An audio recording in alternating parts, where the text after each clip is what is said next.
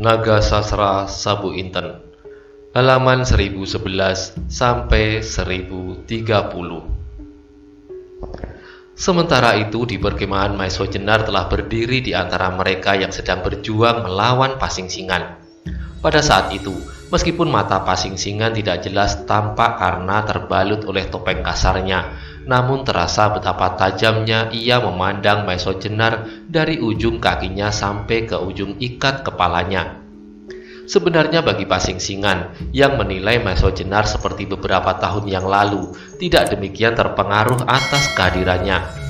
Pasingsingan merasa bahwa sekalipun dengan Maesho Jenar, pekerjaannya tidak akan bertambah berat, meskipun ia mempertimbangkan juga kemungkinan lain, karena anak muda murid Maesho Jenar itu. Tetapi bagaimanapun juga, Pasingsingan masih menganggap orang itu termasuk dalam gerombolan kelinci-kelinci yang tak tahu diri. Tetapi yang mengejutkan Pasingsingan adalah sapa yang telah diucapkan oleh Maesho Jenar itu. Dari mana dia mendengar bahwa yang ada sekarang adalah Pasingsingan muda yang pernah bernama Umbaran. Karena itu dengan kemarahan yang masih menyala-nyala di dalam dadanya, terdengar suaranya yang berat. "Maesho Jenar, kalau aku tidak salah dengar, adakah kau tadi menyebut Pasingsingan muda yang pernah bernama Umbaran?" "Iya," jawab Maesho Jenar singkat. Geram Pasingsingan. Kemudian ia bertanya, "Siapakah yang kau maksud dengan nama itu?" Mendengar pertanyaan itu, Maesho Jenar tertawa. Sekarang ia sudah tidak lagi gelisah. Justru setelah ia berdiri berhadapan dengan Pasingsingan di antara orang-orang yang namanya tergores hatinya, ia tidak tergesa-gesa menjawab pertanyaan Pasingsingan itu. Tetapi sekali lagi ia meyakinkan apakah orang-orang di perkemahan itu masih lengkap. Ketika sekali lagi matanya menyambar Aryo Saloko, Wilis, kemudian Endang Widuri dan seterusnya, Mantingan, Wirasaba dan Jaladri, hatinya menjadi semakin tenang. Ia merasa bahwa kehadirannya tidak terlambat. Kalau orang-orang itu masih lengkap, maka pasti Pasingsingan belum berhasil berbuat sesuatu atas orang-orang Banyu Biru. Melihat sikap Maesho Jenar itu, Pasingsingan menjadi semakin marah.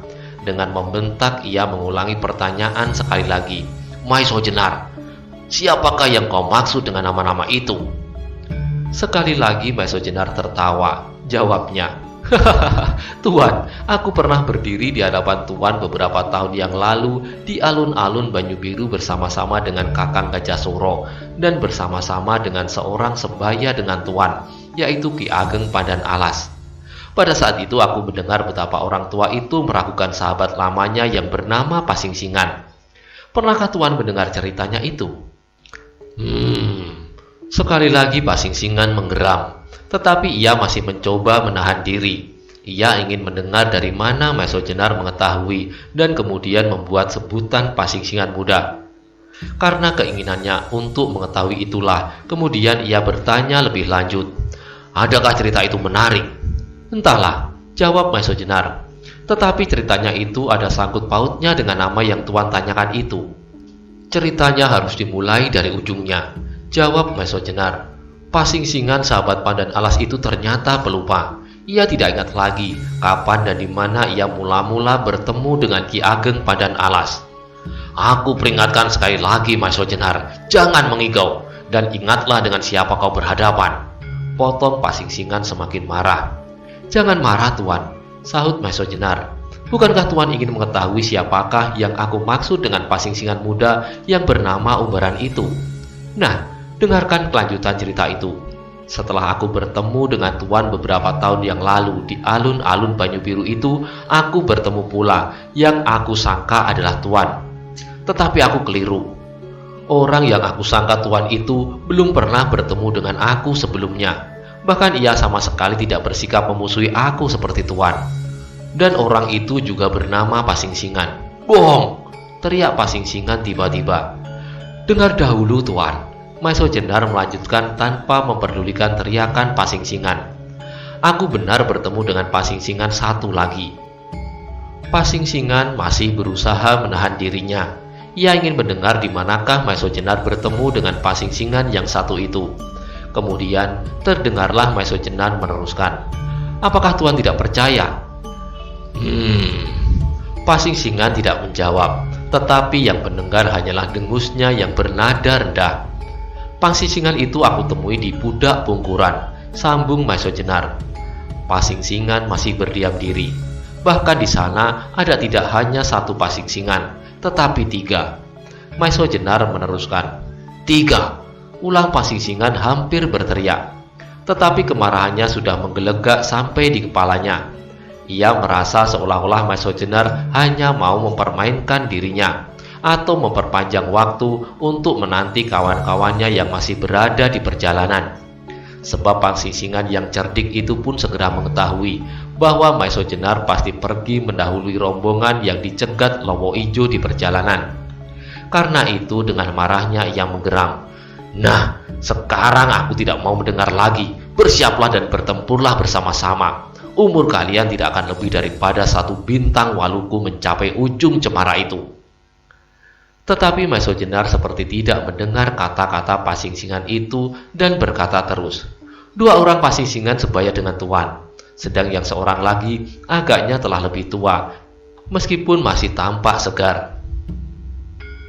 Dari mereka aku mendengar bahwa selain dari 3 pasingsingan itu masih ada 1 lagi yang memisahkan diri dari pergaulan antar pasingsingan itu.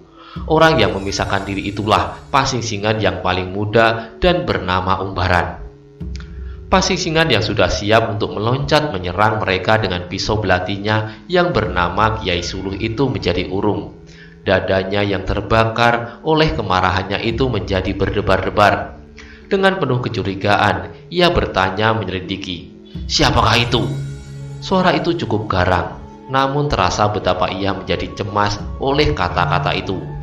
"Adakah mereka hanya mengaku-ngaku diri?"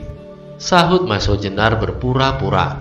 "Tentu," Pasingsingan menegaskan, "tak ada duanya di dunia ini.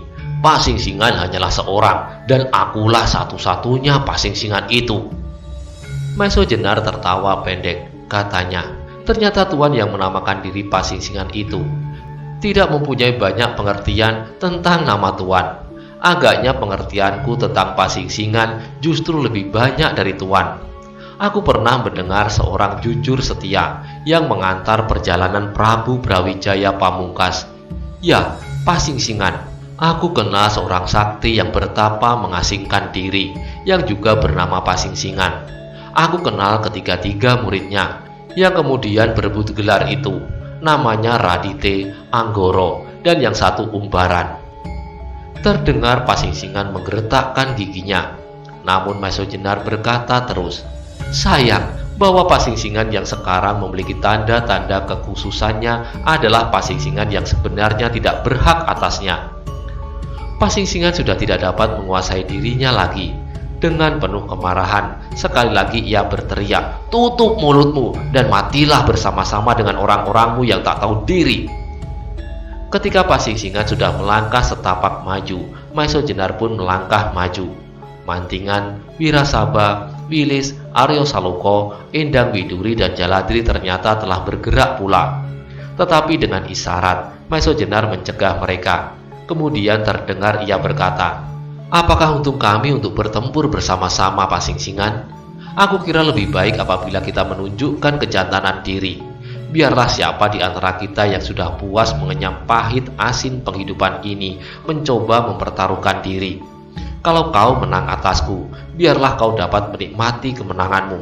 Dan kalau sebaliknya, biarlah aku dapat menikmati kemenanganku sebagai hasil dari sikap jantan." Mantingan menjadi cemas mendengar kata Maiso Jenar itu, sehingga tanpa sesadarnya terloncatlah dari mulutnya, "Adi Maiso Jenar, bukankah yang berdiri di hadapan kita ini Pasingsingan, guru Lowo Ijo?" Maiso Jenar tahu sepenuhnya apa yang bergolak di dalam dada Mantingan. Mantingan masih menilai dirinya seperti masa terakhir mereka bertemu, pada saat mereka berlima bertempur melawan tokoh-tokoh gerombolan hitam di Rowo Bening. Tetapi ia tidak sempat memberinya penjelasan, karena kemudian Pasingsingan juga menganggap kesombongan Maiso Jenar. "Mula-mula aku ingin membunuh kalian dengan senjataku ini, supaya kalian tidak tersiksa pada saat terakhir. Tetapi karena kesombonganmu, aku ingin melihat kau menderita pada saat terakhir itu. Aku akan membunuhmu dengan tanganku. Akan aku patahkan anggota badanmu satu demi satu. Aku ingin melihat kau kesakitan dan berteriak-teriak minta ampun." Semua orang mendengar ancaman itu. Tegaklah bulu roma mereka. Cara paling keji telah dirancang oleh Pasingsingan. Tetapi mereka tidak berani melanggar larangan Maeso Jenar, sebab dengan demikian mereka akan dapat menyinggung perasaannya. Tetapi bagaimanapun juga, mereka tetap siap dengan senjata mereka. Sebab kalau benar-benar Pasingsingan akan melakukan ancamannya itu, tidak mungkin bagi mereka untuk membiarkan hal itu terjadi. Sesaat kemudian Pasingsingan yang ingin membunuh Maeso Jenar dengan tangannya itu menyarungkan pisau belatinya. Dan kemudian dengan sikap yang mengerikan ia perlahan-lahan mendekati Maeso Jenar yang berdiri tegak seperti sebuah batu karang yang kokoh kuat, tak tergoyahkan oleh badai dan arus oleh deru gelombang. Pasingsingan heran juga melihat sikap dan ketenangan Maeso Jenar. Tetapi di matanya, Maeso Jenar tidak lebih dari seorang anak-anak yang besar kepala. Karena itu, ketika ia sudah berdiri selangkah di hadapan Maeso Jenar yang belum beranjak dari tempatnya, menyerangnya dengan acuh tak acuh saja. Sebuah pukulan diarahkan ke wajah Maeso Jenar. Tetapi meskipun dalam sikap acuh tak acuh, namun gerakan Pasingsingan itu cukup menggoncangkan dada mereka yang melihatnya. Maeso Jenar pun mengetahui bahwa Pasingsingan memukulnya dengan acuh tak acuh. Tetapi ia tahu pula bahwa tangan Pasingsingan itu seolah-olah mengandung bisa yang sangat berbahaya. Karena itu, ia tidak mau dikenai oleh pukulan itu. Bahkan kemudian, ia mengharap agar Pasingsingan menjadi marah dan bertempur sepenuh tenaganya. Ia mengharap bahwa dengan ilmu yang telah didalami sampai ke intinya itu, ia akan dapat setidak-tidaknya mengimbangi kekuatan Pasingsingan. Karena itu, ketika Pasingsingan memukulnya dengan sikap acuh tak acuh, maka dengan sikap acuh tak acuh pula Maeso Jenar menghindari pukulan itu. Bahkan seperti orang yang menggeliat sehabis bangun tidur, tanpa mengubah letak kakinya. Namun karena demikian, sambaran tangan Pasingsingan itu hampir-hampir saja menyentuh kulitnya. Bahkan sambaran anginnya serasa betapa kerasnya pukulan yang demikian saja dilontarkan. Semua yang menyaksikan peristiwa itu hatinya berdesir copot. Mula-mula dada mereka menjadi tegang, seolah-olah tak sempat untuk menarik nafas. Tetapi kemudian mereka heran melihat sikap Maeso Jenar. Kenapa ia sedemikian beraninya bersikap acuh tak acuh saja? Namun yang mereka saksikan adalah pukulan Pasingsingan itu benar-benar tidak mengenainya. Yang paling heran dari semuanya adalah Pasingsingan sendiri. Seolah-olah ia tidak percaya pada penglihatan matanya, bahwa Maeso Jenar dapat menghindari pukulannya hanya dengan menggeliat saja. Namun ternyata hal itu benar-benar telah terjadi. Karena itu marahnya sampai ke ujung ubun-ubunnya. Sekali lagi, ia merasa direndahkan oleh orang yang baginya sama sekali tak berarti. Namun, Pasingsingan tidak segera mengulangi serangannya. Bahkan kemudian ia berdiri saja bertolak pinggang untuk kemudian memperdengarkan suara tertawanya. Suara tertawa yang mengerikan dilontarkan dengan lambaran ilmu gelap ngampar. Suaranya menggetarkan seolah-olah mengguncangkan dunia, menggetarkan setiap dada orang yang mendengarnya. Suara itu terdengar nyaring, bahkan merontokkan daun-daun yang tidak sanggup lagi berpegangan lebih erat lagi pada dahannya. Semua orang yang mendengar suara itu terkejut. Segera mereka berloncatan mundur untuk mengurangi tekanan udara yang seperti akan membelah dada mereka. Dengan penuh tenaga dan pemusatan kekuatan batin, segera mereka berjuang melawan ilmu gelap ngampar itu. Demikian dahsyatnya ilmu itu sehingga mereka yang mendengarnya menjadi menggigil seluruh tubuhnya. Perlahan-lahan terasa darahnya seolah-olah membeku, dan segenap tulang-tulangnya terlepas dari sendi-sendinya. Yang mula-mula sekali tidak kuat melawan pengaruh tertawa itu adalah Jaladri. Seperti orang kehilangan segenap tenaganya, ia jatuh terduduk. Canggahnya terlepas dari tangannya, yang kemudian dengan sekuat-kuat sisa tenaganya ditekannya tangan itu ke dadanya, seolah-olah untuk menjaga agar isi dadanya itu tidak rontok. Wirasaba pun telah menggigil dengan kerasnya. Ia masih mencoba bertahan pada tangkai kapaknya. Demikian pula yang lain, semakin lama menjadi semakin kehilangan tenaga. Maesho Jenar pun merasakan akibat dari gelap ngampar itu. Ia pernah mengalami serangan serupa beberapa tahun yang lalu di alun-alun Banyu Biru. Untunglah bahwa pada saat itu hadir Ki Ageng Pandan Alas yang dapat melawan gelap ngampar itu dengan suara tembangnya, yang sebenarnya berlandaskan pada ilmu yang dinamai sapu angin. Tetapi bagi Maesho Jenar, akibat dari serangan gelap ngampar itu kini terasa berbeda sekali dengan serangan yang dialaminya 5 tahun yang lampau. Suara tertawa itu kini tidak demikian berpengaruh pada dirinya, seolah-olah dadanya sudah berlapis baja. Akibat dari perjuangannya menguasai diri, bahkan ia telah berhasil meragakan sukma di dalam gua di Karang Tumaritis. Akibat daripadanya ternyata dahsyat sekali. Kecuali ia telah berhasil menemukan inti dari ilmu perguruan Pengging, lahir batinnya juga sudah tertempa kuat sekali. Bahkan Maesho Jenar telah menemukan kekuatan-kekuatan yang tak pernah dikenalnya di dalam tubuhnya.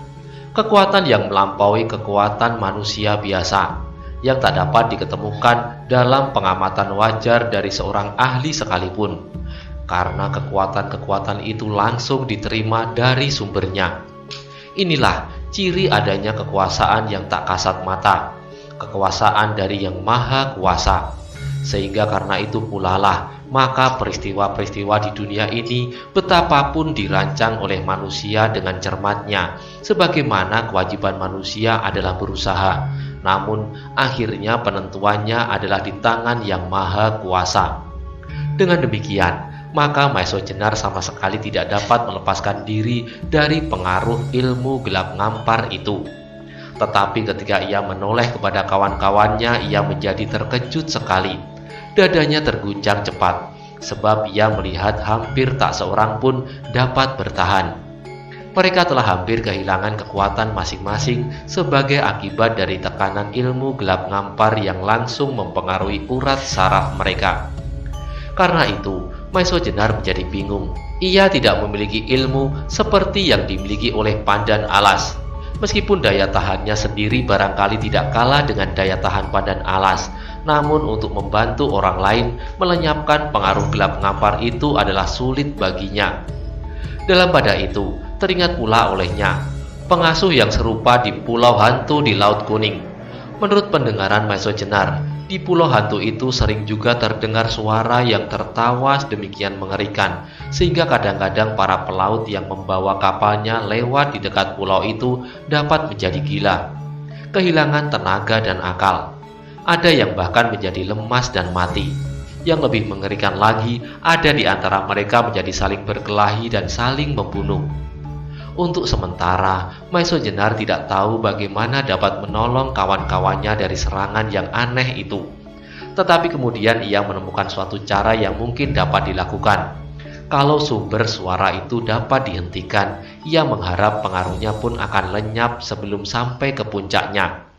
Dengan demikian, maka segera ia berdiri dan dengan sigapnya ia melontarkan dirinya langsung menerjang dada Pasingsingan yang terbuka. Pasingsingan terkejut melihat serangan itu. Sejak semula, ia sudah heran melihat Maesho Jenar dapat mempertahankan dirinya dari serangan gelap ngampar, meskipun ia telah memperketat serangan itu. Bahkan kemudian, Maesho Jenar dengan derasnya menyerang dadanya. Meskipun demikian, serangan Maesho Jenar itu bagi Pasingsingan hanya dapat menambah kemarahannya saja. Ia menganggap bahwa perbuatan itu adalah perbuatan bunuh diri. Karena itu dengan tetap melancarkan serangan gelap ngampar, Pasingsingan menyilangkan tangannya di muka dadanya untuk menangkis serangan Maesho Jenar. Tetapi ketika kemudian terjadi benturan antara serangan Maesho Jenar dengan pertahanan Pasingsingan, terbukalah mata hantu berjubah abu-abu itu, bahwa lawannya bukanlah termasuk dalam gerombolan kelinci yang tidak tahu diri. Karena Pasingsingan tidak mempergunakan segenap kekuatannya, maka dalam benturan itu ia telah terdorong surut beberapa langkah, sedang Maesho Jenar sendiri terpental selangkah mundur. Peristiwa yang tak terduga-duga itu telah menggoncangkan dada Pasingsingan. Heran, marah, dendam bercampur baur melingkar-lingkar di dalam dadanya. Dalam pada itu, karena benturan yang tak terduga-duga itu, terputuslah suara tertawanya. Ia terpaksa mengerahkan segenap tenaganya untuk menjaga keseimbangan tubuhnya yang hampir-hampir saja terdorong jatuh. Tetapi kemudian dengan sigapnya Pasingsingan pun telah berhasil menguasai keseimbangannya kembali. Seperti sebatang pohon raksasa, ia kemudian berdiri tegak. Giginya gemeretak, dadanya mengombang seperti akan meledak. Sekali lagi, matanya yang tersembunyi di belakang lubang topengnya itu memandang Maesho Jenar dengan tajamnya. Kekuatan apakah yang telah membantunya sehingga ia mampu melawan Aji Gelap Ngampar dan sekaligus memberinya tenaga yang luar biasa besarnya? Hanya dalam waktu kira-kira 5 tahun saja sejak pertemuan mereka di Rawa Pening, kemampuan Maesho Jenar telah sedemikian jauh menanjak. Pada saat itu, Maesho Jenar berlima melawan Pasingsingan dan si Marudra tua berdua, seolah-olah merupakan 5 ekor tikus sakit-sakitan melawan 2 ekor kucing yang garang. Sekarang tiba-tiba salah seekor tikus itu telah berubah menjadi serigala yang sedang menerkam salah seekor kucing yang garang itu.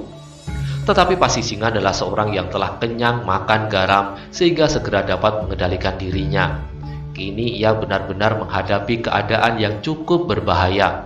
Dengan benturan yang terjadi, Pasingsingan segera dapat mengetahui bahwa Maesho Jenar benar-benar memiliki bekal yang cukup untuk merasa dapat melawannya.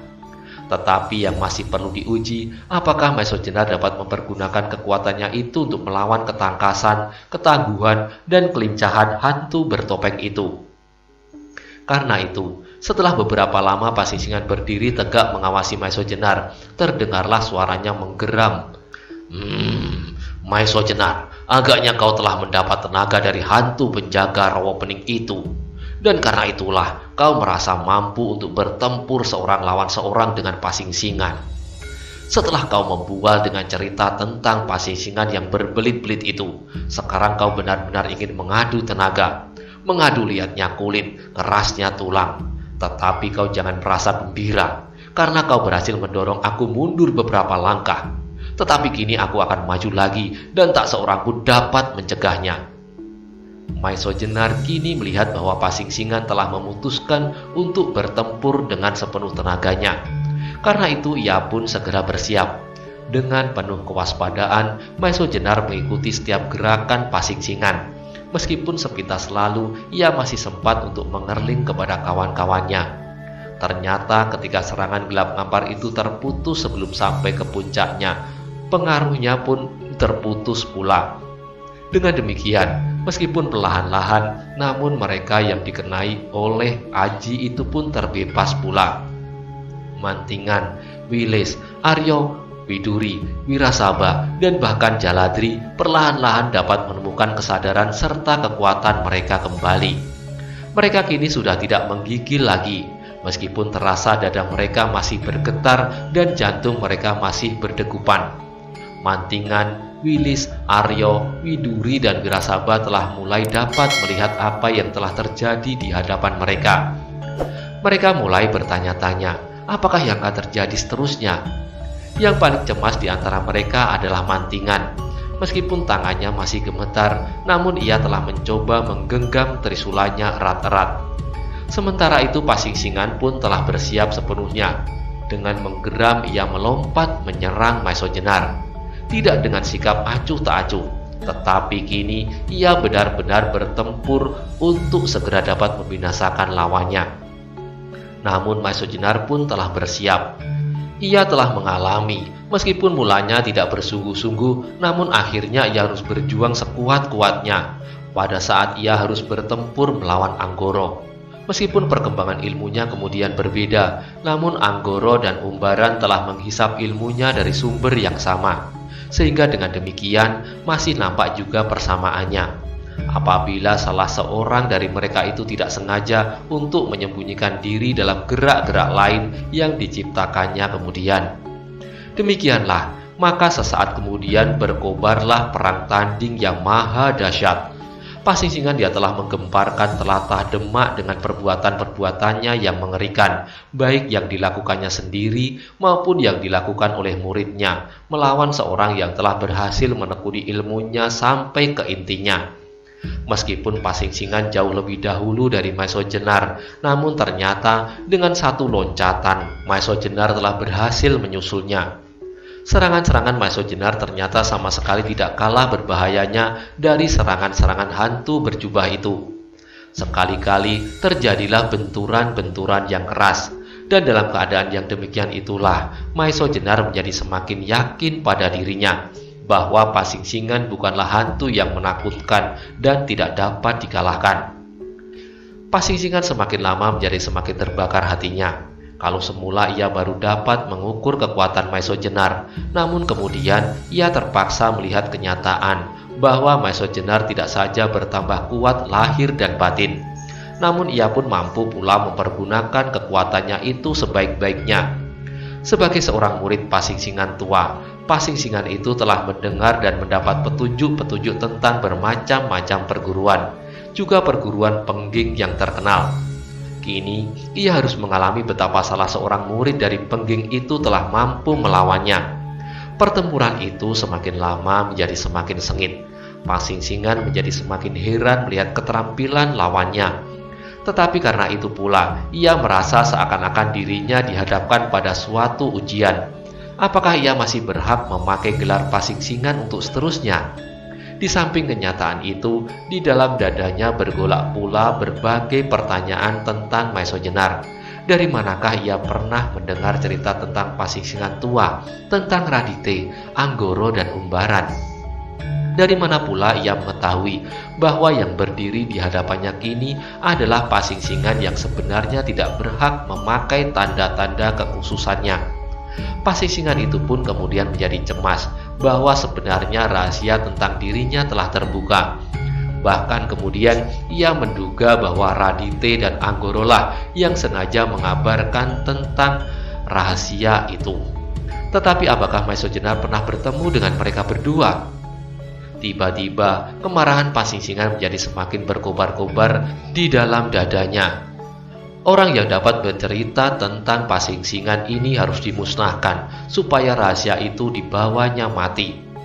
Pasingsingan bertempur semakin dahsyat. Jubahnya berkibar-kibar di belakang punggungnya seperti sayap.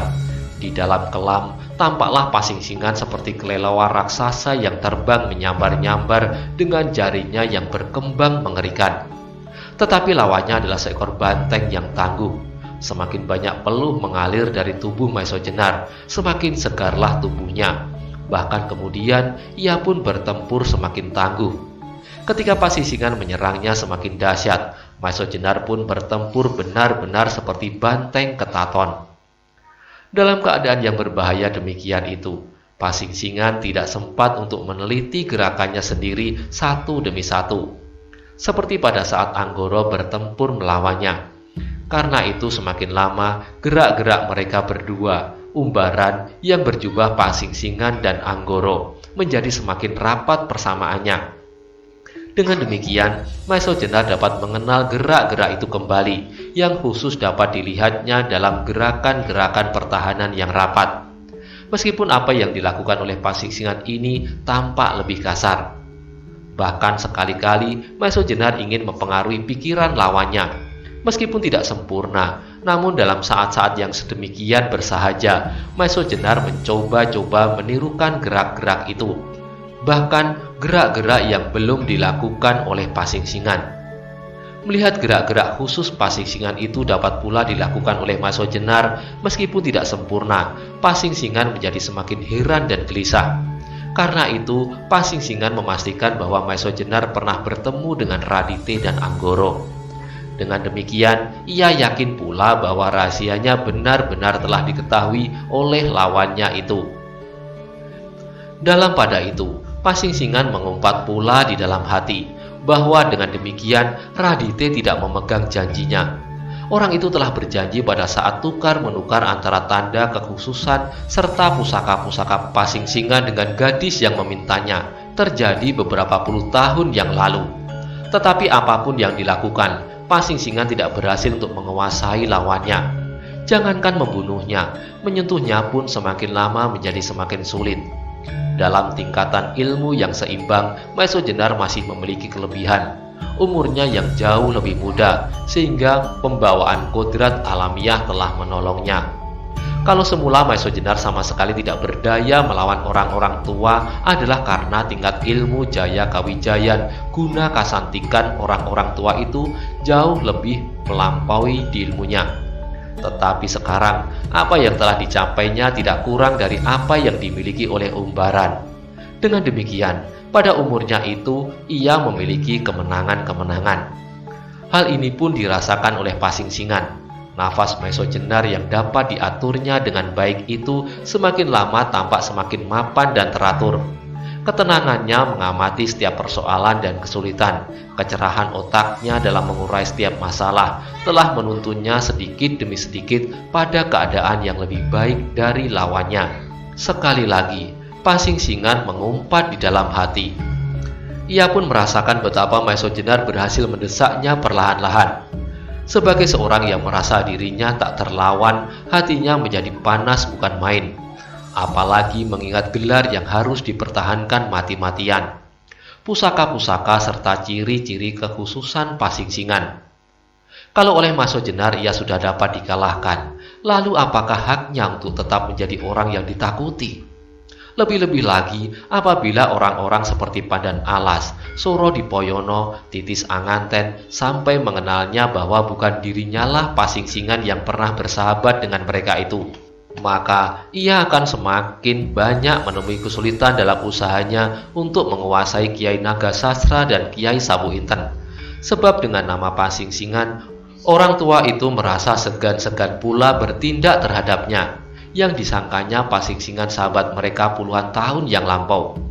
Seperti apa yang dilakukan oleh Pandan Alas di alun-alun Banyu Biru yang masih memperlakukannya sebagai sahabatnya. Tetapi tiba-tiba ia teringat apa yang pernah dialaminya di Rowo Pening.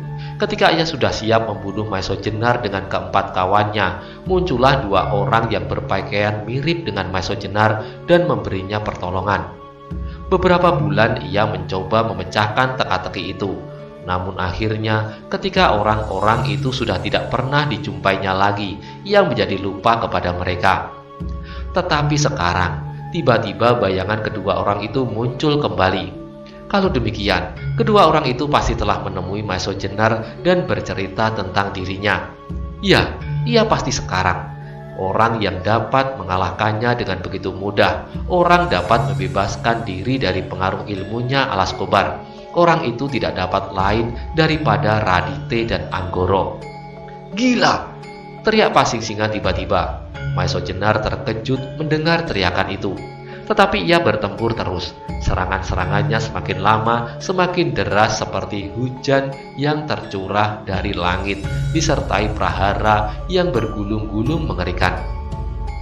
Pasing-singan akhirnya tidak mau lagi membiarkan dirinya digilas oleh anak-anak yang baru tumbuh. Tiba-tiba, ia tidak ragu lagi mengendalikan kemarahannya, sehingga ia tidak segan-segan untuk membakar lawannya dengan ilmunya yang dahsyat, Alas Kobar. Sementara itu Mantingan, Roro Wilis, Aryo Saloko, Endang Widuri, Wirasaba, dan Jaladri telah hampir sembuh kembali dari akibat serangan gelap ngampar, meskipun dada mereka seakan-akan masih terasa berderak-derak. Namun mereka telah dapat berdiri tegak dengan penuh kesadaran, telah dapat mengikuti pertempuran yang terjadi antara Pasing-singan melawan Maesho Jenar. Mantingan yang sama sekali tidak menduga bahwa Maesho Jenar telah dapat mencapai tingkatan yang sedemikian tinggi dalam waktu singkat. Mula-mula tidak percaya pada penglihatannya. Tetapi ketika kemudian ia melihat betapa orang berjubah abu-abu itu telah berjuang sedemikian lama dan sungguh-sungguh, tahulah ia bahwa Maesho Jenar benar-benar tidak sedang bunuh diri. Karena itulah ia menjadi berbangga hati.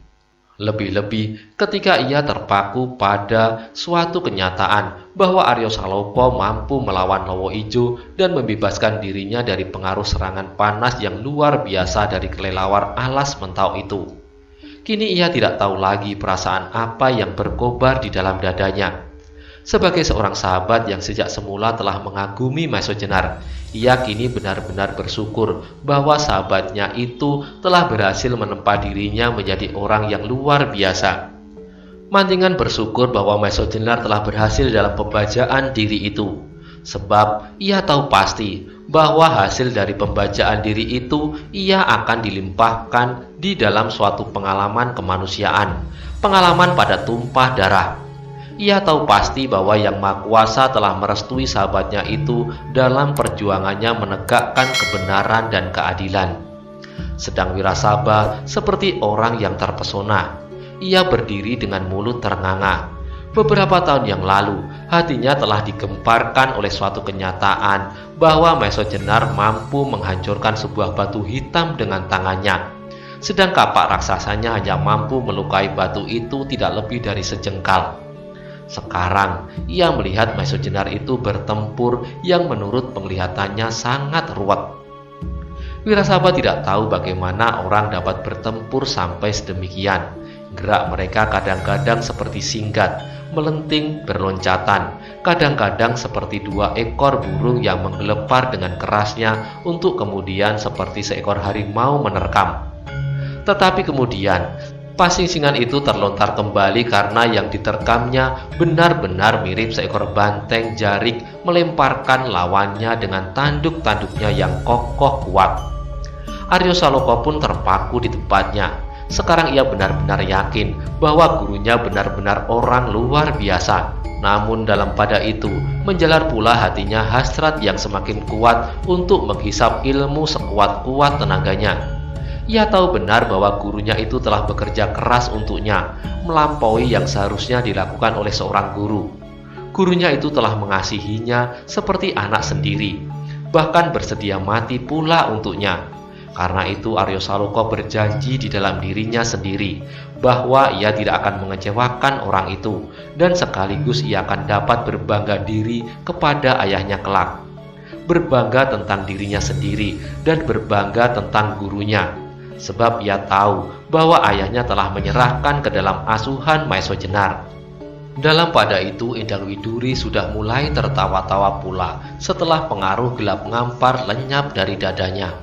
Meskipun ia masih agak pucat, ia melihat Maestro Jenar itu seperti melihat ayahnya. Ia menjadi heran kenapa Maestro Jenar itu dalam hampir setiap geraknya mirip benar seperti ayahnya. Kalau ayahnya dapat bertempur seperti batu karang yang tak bergerak oleh badai yang bagaimanapun dahsyat, Maestro Jenar pun kadang-kadang berlaku demikian.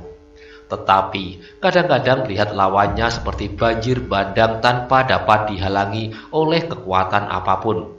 Pada saat yang lain, seperti juga ayahnya, Maestro Jenar mengurung lawannya seperti angin prahara. Meskipun ia hanya melihat ayahnya bertempur dalam latihan-latihan dengan dirinya dengan putut karang tunggal yang sebenarnya bernama Karebet, namun ia melihat betapa Maestro Jenar itu memiliki kemampuan yang mirip benar dalam setiap gerak-geriknya. Tetapi gadis kecil ini tidak tahu bahwa Maestro Jenar dan ayahnya Kebo Kanigoro meneguk air dari sumber yang sama, dan bahwa kedua-duanya telah menguasai ilmunya dengan sempurna, meskipun Kebo Kanigoro sedikit lebih mengendap daripada Maestro Jenar. Orang yang sama sekali tidak tahu bagaimana menilai pertempuran itu adalah Jaladri. Bahkan ia menjadi pening, dan karena itu ia lebih senang menenangkan dirinya daripada bersusah payah mengikuti perang tanding yang tak kenal ujung pangkalnya itu. Berbeda dengan perasaan mereka adalah Roro Wilis. Ia mempunyai kesan tersendiri dari pertempuran itu. Ketika pertempuran itu menjadi semakin seru, ia pun menjadi semakin cemas. Meskipun kemudian ia merasa bahwa Maestro Jenar memiliki kemampuan yang cukup untuk mengimbangi kekuatan iblis berjubah abu-abu itu. Namun, setiap serangan pasing-singan dirasanya seperti serangan pada dirinya sendiri. Setiap sentuhan yang mengenai tubuh Maestro Jenar seolah-olah kulitnya lah yang terluka. Roro Wilis tiba-tiba menjadi cemas, jauh lebih cemas daripada ia sendiri yang bertempur. Ia sama sekali tidak rela kalau laki-laki itu sampai dapat disinggung oleh lawannya. Ia tidak rela kalau laki-laki itu sampai terluka. Ketika Wiles sadar akan perasaannya itu, tiba-tiba warna merah membersit ke pipinya. Ia merasa malu sendiri, meskipun ia yakin bahwa tak seorang pun yang memperhatikannya. Tetapi seolah-olah setiap ujung daun-daun pepohonan di sekitarnya itu tersenyum melihat warna hatinya. Seolah-olah desir angin yang lewat di belakangnya berbisik di telinganya. "Jangan cemas, Roro Wiles, kau tidak akan kehilangan laki-laki itu." Tiba-tiba Roro Wiles menundukkan wajahnya dengan tersipu-sipu. Tetapi dalam pada itu, tiba-tiba arena itu dikejutkan oleh sebuah teriakan nyaring yang terlontar dari belakang topeng kasar Pasingsingan. Bersamaan dengan itu, memancarlah udara panas ke segenap penjuru, ke arah mereka yang sedang terpesona menyaksikan pertempuran itu, sehingga tanpa mereka sengaja, segera mereka berloncatan mundur beberapa langkah. Bahkan Jaladri segera berlindung ke balik sebuah pohon untuk menghindari diri dari serangan panas yang luar biasa. Itulah pengaruh dari ilmu alas kobar yang dahsyat, yang tidak saja dilontarkan oleh Lowo Ijo, tetapi kini oleh gurunya Pasingsingan. Alangkah dahsyatnya ilmu itu, tetapi yang paling dahsyat mengalami serangan itu adalah orang yang dituju. Dalam penerapan ilmu itu, tubuh Pasingsingan sendiri seolah-olah telah berubah menjadi bara baja yang panasnya tak terhingga. Maiso Jenar terkejut mengalami serangan panas itu. Setiap sentuhan dengan tubuh Pasingsingan terasa panas yang luar biasa menyengat kulitnya, di samping libatan udara panas di seluruh tubuhnya. Dalam keadaan yang demikian, sadarlah Maiso Jenar bahwa lawannya telah matek aji yang pernah didengarnya bernama alas kobar. Untuk sementara, Maiso Jenar terpaksa terdesak mundur. Ia mencoba menghindari setiap sentuhan tubuh Pasingsingan. Tetapi, dalam keadaan yang demikian, Maiso Jenar sama sekali tak berniat melarikan diri. Sebagai seorang laki-laki, ia menghadapi setiap kemungkinan. Ia merasa menjadi pelindung dari seluruh perkemahan itu. Kalau ia terpaksa melarikan diri, maka tak ada artinya sama sekali. Apa saja yang pernah dilakukan dan apa saja yang pernah dipercayakan orang kepadanya. Dalam perjuangan melawan kejahatan tak ada niatnya untuk sekedar menyelamatkan dirinya sendiri dan membiarkan orang lain binasa karenanya. Karena itulah, Maiso Jenar membulatkan tekadnya, mengumpulkan segenap kekuatan lahir batinnya, dengan tekad bulat untuk melawan Pasingsingan, betapapun pengaruh panas itu menyengatnya di segenap bagian tubuhnya. Anehnya bahwa yang terjadi kemudian adalah di luar dugaan. Di luar dugaan Maiso Jenar sendiri, ketika ia telah membulatkan tekad, memusatkan segenap kekuatan yang ada padanya lahir batin, serta pasrah diri setulus-tulusnya kepada Yang Maha Kuasa, maka tiba-tiba terasa bersama-sama dengan nafasnya yang semakin teratur, sejalan dengan peredaran darahnya, mengalirlah udara segar di dalam tubuhnya. Maiso Jenar telah mengenal perasaan itu. Ia merasakan seperti aliran kekuatan yang luar biasa, yang dalam keadaan khusus seperti yang pernah dilakukan apabila ia sedang menerapkan ilmunya Sosro Birowo, merambat dari pusat jantungnya mengalir ke sisi telapak tangannya. Tetapi kini, dalam pemusatan tekad untuk melawan libatan udara panas yang mematuk-matuk seluruh permukaan tubuhnya itu, terasa kekuatan dari pusat jantungnya itu mengalir menurut peredaran darah ke segenap bagian, menurut jalur-jalur darah yang paling kecil sekalipun. Terasalah untuk beberapa saat darahnya seperti mendidih. Terjadilah seolah-olah benturan yang sengit di seluruh permukaan kulitnya. Dalam keadaan yang demikian, terganggulah gerak tempur Maiso Jenar karena perasaannya dipengaruhi oleh pemusatan kehendak untuk melawan udara panas itu. Maka tanpa setahunya, tiba-tiba serangan Pasingsingan yang dahsyat telah berhasil menyusup di antara jaring-jaring pertahanan Maiso Jenar, langsung mengenai pundaknya. Serangan itu bukanlah sekedar serangan alas kobar, tetapi benar-benar tangan Pasingsingan mengenai pundak itu. Maiso Jenar yang sedang berjuang melawan aji alas kobar itu terdorong beberapa langkah surut. Tetapi ia adalah seorang yang masak dalam pemusatan kehendak. Meskipun ia terdorong dan bahkan kemudian ia terjatuh, namun ia sama sekali tidak melepaskan diri dari usahanya, membulatkan diri dalam perlawanannya. Dalam saat yang demikian itulah, sebenarnya Maesa Jenar telah menerapkan ilmunya Sosro Birowo pula, namun dalam bentuk yang berbeda. Tanpa setahunya sendiri sebelumnya bahwa sebenarnya ilmu Sosro Birowo dalam bentuk perlawanan dan pertahanan dapat disalurkan ke segenap bagian tubuhnya, ke segenap bagian-bagian yang terkecil sekalipun, untuk kemudian melawan rangsangan yang betapapun dahsyatnya yang mencoba mempengaruhi tubuh itu.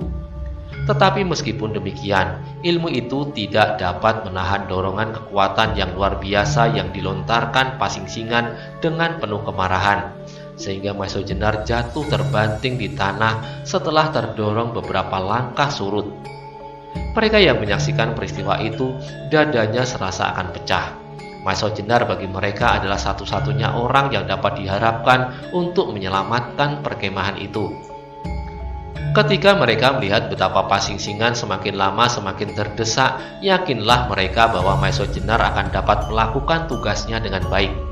Namun tiba-tiba, dalam kabut ilmu alas kobar, Maesa Jenar ternyata dapat dikuasai oleh lawannya.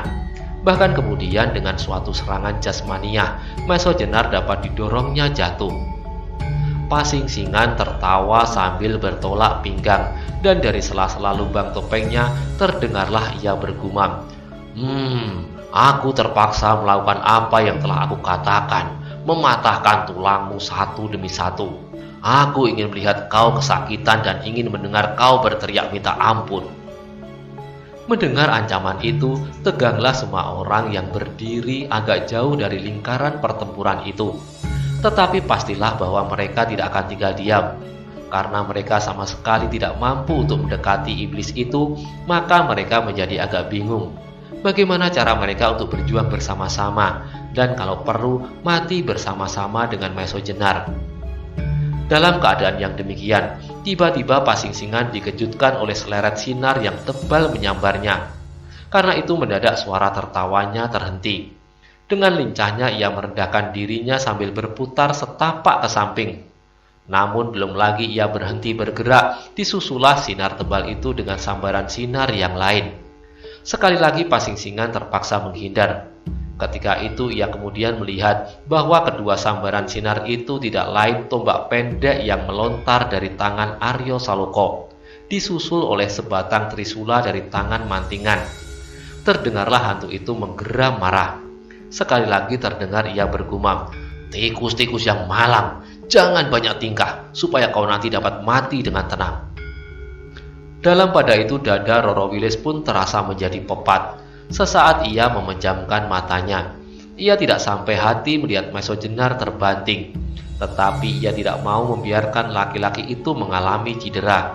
Tetapi tidak sesadarnya, ia berusaha untuk meloncat mendekati. Namun langkah Wilis pun terhenti ketika tubuhnya serasa hangus terbakar. Tetapi hatinya lah yang lebih dahulu hangus daripada tubuhnya, sebab bagaimanapun juga Maesa Jenar adalah tempat ia menyangkutkan harapan bagi masa depan.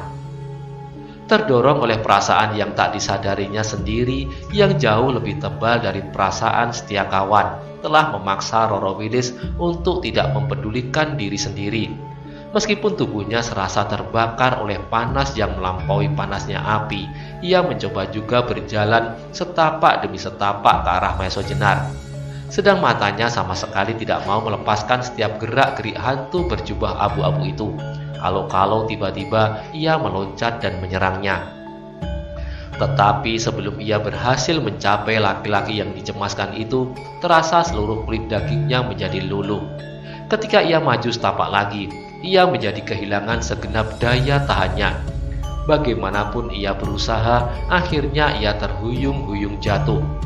Tetapi betapa terkejutnya ketika terasa sepasang tangan menyambarnya, dan dengan suatu loncatan panjang, ia telah dibebaskan dari daerah pengaruh yang berbahaya dari aji alas kobar itu. Dengan cemas ia mencoba mengamat-amati siapakah yang telah menolongnya itu. Sekali lagi ia terkejut kepadanya. Ternyata yang menyelamatkan dari lingkaran yang berbahaya itu adalah Maesa Jenar sendiri.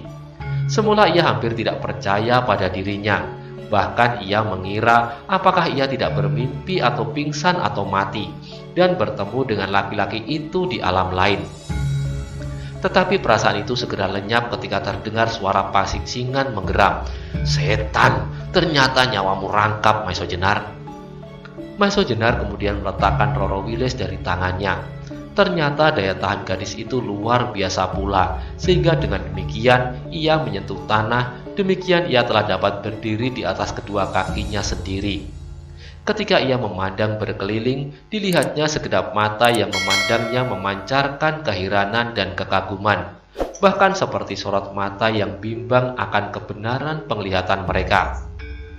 Tiba-tiba, dari antara mereka Aryo Saloka meloncat berlari ke arah gurunya, kemudian meraba-raba tubuh itu sambil berkata lirih, "Adakah guru selamat?" Maiso Jenar menarik nafas dalam-dalam.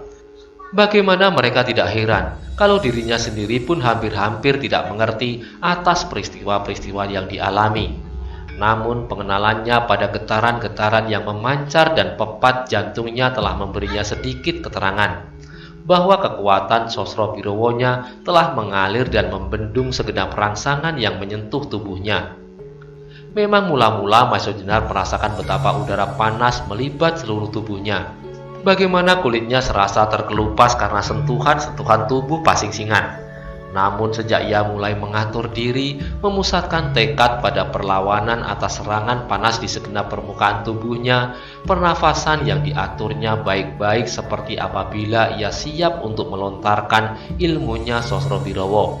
Terasa betapa di dalam tubuhnya terjadi pergolakan-pergolakan yang cepat.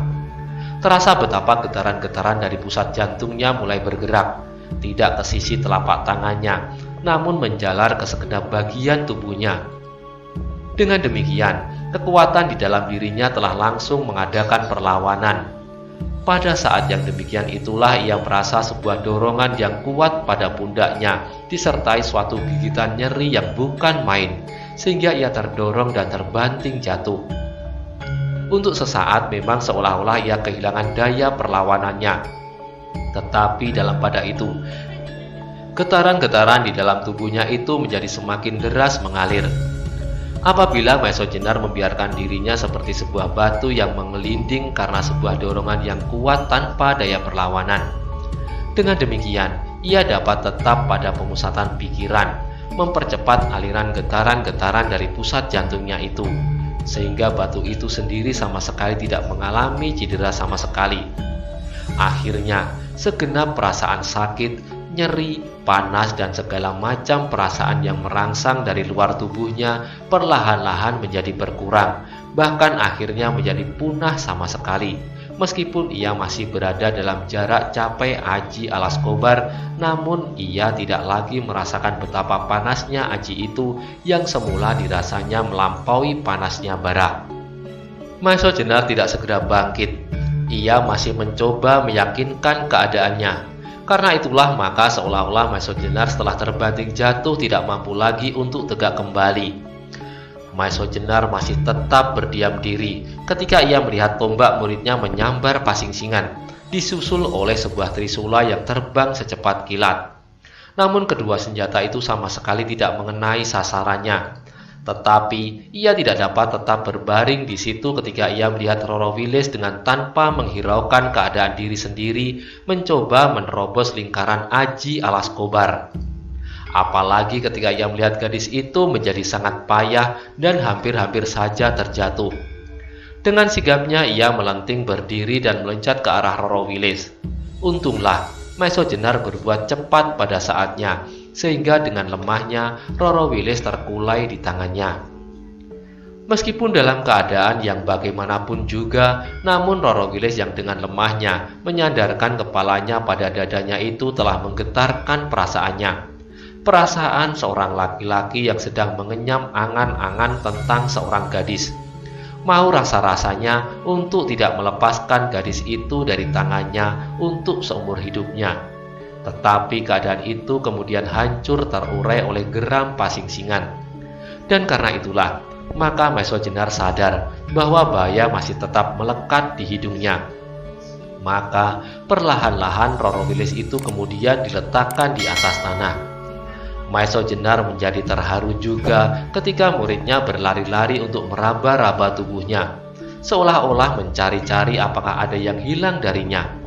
Dengan penuh perasaan sayang seorang ayah, Maestro Jenar menepuk kepala anak muda itu sambil menjawab pertanyaan. "Aku tidak apa-apa, Arya. Bukankah anggota badanku masih utuh?" Tetapi mereka tidak bercakap-cakap lebih banyak. Pasing-singan yang melihat Maestro Jenar itu bangkit kembali dan seolah-olah tidak pernah mengalami sesuatu menjadi tidak kalah herannya. Tetapi justru dengan demikian hatinya menjadi semakin panas.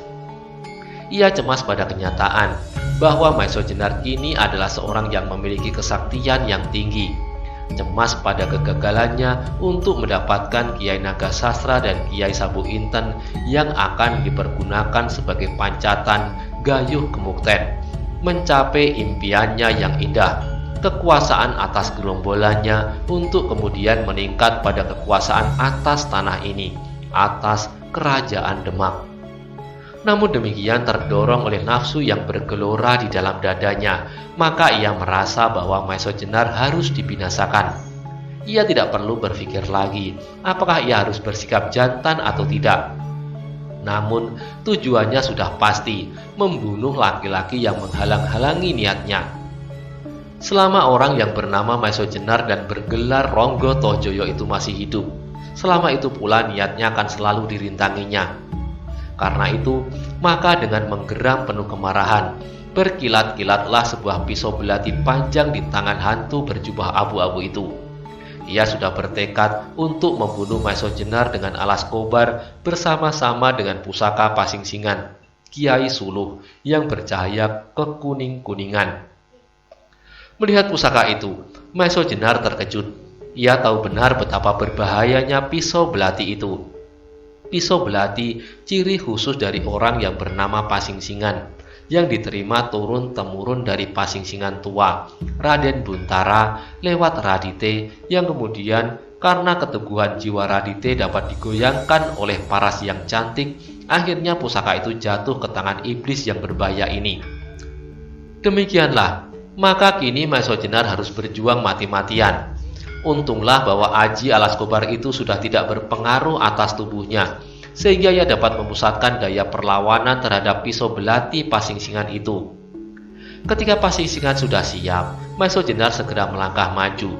Dengan dada tengadah ia berjalan perlahan-lahan, namun dengan penuh kepercayaan pada diri sendiri, penuh kepercayaan pada kekuasaan Tuhan, bahwa pengabdiannya akan mendapat limpahan perlindungannya. Sebab ia pun yakin bahwa setiap pengingkaran pada kebenaran bagaimanapun juga dipertahankan dan diperjuangkan oleh kekuatan apapun. Namun tak ada kekuatan yang mampu melawan hukum kebenaran dan keadilan yang digoreskan oleh tangan yang maha adil. Sekali lagi dada Pasing-singan bergetar melihat sikap Maestro Jenar. Tenang namun meyakinkan. Dalam saat yang sekejap itu melingkar-lingkarlah di dalam benak Pasing-singan bayangan-bayangan dari masa lampaunya dan gambaran dari masa idamannya yang bergumul pula dengan bayangan-bayangan Pasing-singan yang terdahulu silih berganti. Kemudian sampailah ia pada suatu umpatan yang kotor terhadap Radite dan Anggoro.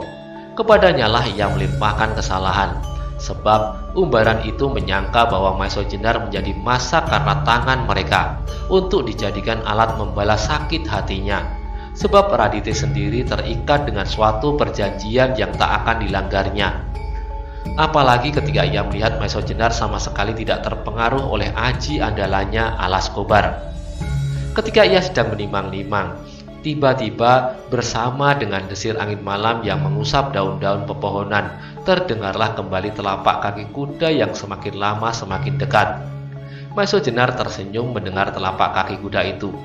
Ia percaya bahwa tak seorang pun dapat menghalangi perjalanan ke Bokanigoro.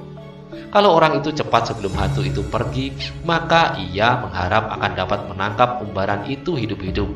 Ia ingin menyerahkannya kepada Pasing-singan tua untuk mendapat pengadilan. Pasing-singan melihat perubahan wajah Maestro Jenar itu. Karena itu, ia curiga. Ia tidak tahu siapakah yang datang berkuda itu. Dengan penuh perhatian ia mencoba mengetahui kira-kira berapa orang yang akan datang pula ke tempat itu. Telinganya yang tajam segera dapat mengetahui bahwa derap kuda itu tidak akan lebih dari 5 atau 6. Dengan demikian, ia dapat mengira-ngira kekuatan rombongan itu. Tetapi, karena otak Pasingsingan sedang terganggu oleh bayangan-bayangan yang mencemaskan hatinya, bayangan-bayangan Pasingsingan tua, Radite dan Anggoro, maka tiba-tiba menjarlarlah dugaannya kepada salah seorang dari mereka. Apakah di dalam rombongan itu akan datang pula Radite atau Anggoro, atau malah kedua-duanya? Seandainya bukan mereka sekalipun, semakin banyak orang yang harus dilawannya, semakin kecil pula kemungkinan yang dapat diperoleh untuk memenangkan pertempuran ini. Sebab ia yakin bahwa seandainya ia pun pasti tidak akan tinggal diam. Karena itu, di samping Maeso Jenar sendiri, kehadiran orang lain di perkemahan itu akan dapat menambah kesulitan bagi Pasingsingan. Apalagi kalau ia mengetahui bahwa yang datang itu adalah seekor burung Raja Wali yang perkasa, yang bahkan melampaui keperkasaan Maeso Jenar, lawannya yang mencemaskan hatinya itu. Karena itulah, maka akhirnya dengan kecewa Pasingsingan terpaksa melihat kenyataan-kenyataan itu. Sebagai seekor serigala yang ganas, ia tidak mau mati di dalam kandang kelinci. Maka ketika didengarnya bahwa telapak kuda itu dengan lajunya mendekati perkemahan itu, tiba-tiba Pasingsingan menggeram keras sekali. Maeso Jenar pun segera bersiap menghadapi setiap kemungkinan. Matanya tidak bergeser dari ujung pisau belati Pasingsingan yang berwarna kuning kemilau. Tetapi adalah di luar dugaannya bahwa tiba-tiba hantu berjubah abu-abu itu seperti terbang melontar mundur, dan dengan kecepatan luar biasa ia memutar tubuhnya dan meluncur seperti dihembus badai. Maeso Jenar untuk beberapa saat tertegun heran. Karena itulah ia kehilangan waktu untuk mengejarnya. Meskipun kemudian Maeso Jenar dengan kecepatan yang tak kalah dari kecepatan Pasingsingan meloncat mengejarnya, namun hantu itu telah lenyap di dalam semak-semak berselimut kehitaman malam.